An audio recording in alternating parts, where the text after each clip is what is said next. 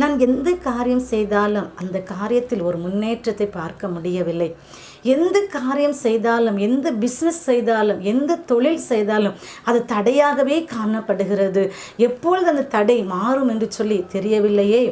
எதற்காக இந்த தடை என்னுடைய வாழ்க்கையில் காணப்படுகிறது என்று சொல்லி நீங்கள் நினைப்பீர்கள் என்று சொன்னார். மீகா 2ஆம் அதிகாரம் 13வது வசனத்தில் இப்படியாக வாசிக்கிறோம். தடைகளை நீக்கி போடுகிறவர் தாமே உங்களுக்கு முன்பதாக கடந்து போக போகிறார் என்று சொல்லி.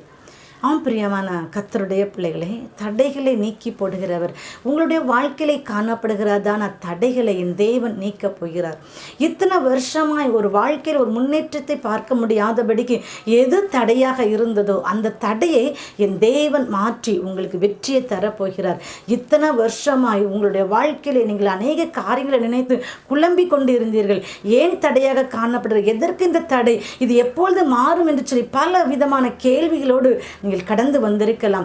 இன்றைக்கு தேவன் சொல்லுகிறார், தடைகளை நீக்கி போடுகிறவர் நான் உங்களுக்கு முன்பதாக கடந்து போய் உங்களுடைய தடைகளை நீக்கி போடுகிறேன் என்று சொல்லுகிறார்.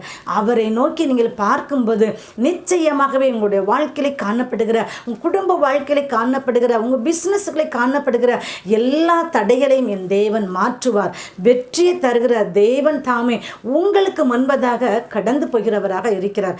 நீங்கள் கடந்து போவதற்கு முன்பதாக நீங்கள் செய்கிறதான பிஸ்னஸாக இருந்தாலும் சரி, எந்த ஒரு காரியமாக இருந்தாலும் அந்த காரியம் நீங்கள் செய்வதற்கு முன்பதாக தேவனுடைய சமூகத்தில் முழங்கால் படியிட்டு ஆண்டவரை நோக்கி நீங்கள் பார்க்கும்பொழுது அவருடைய கரத்தில் நீங்கள் ஒப்பு கொடுத்து நீங்கள் செய்கிறதான எல்லா காரியத்திலும் ஒரு வெற்றியை நீங்கள் பார்ப்பீர்கள். தடைகளை மாற்றி என் தேவன் உங்களை ஆசீர்வதித்து உங்களை பலுகி பெருக என் தேவன் உதவி செய்வார். அவரை நோக்கி பாருங்கள், ஆசீர்வாதத்தை பெற்றுக்கொள்ளுங்கள்.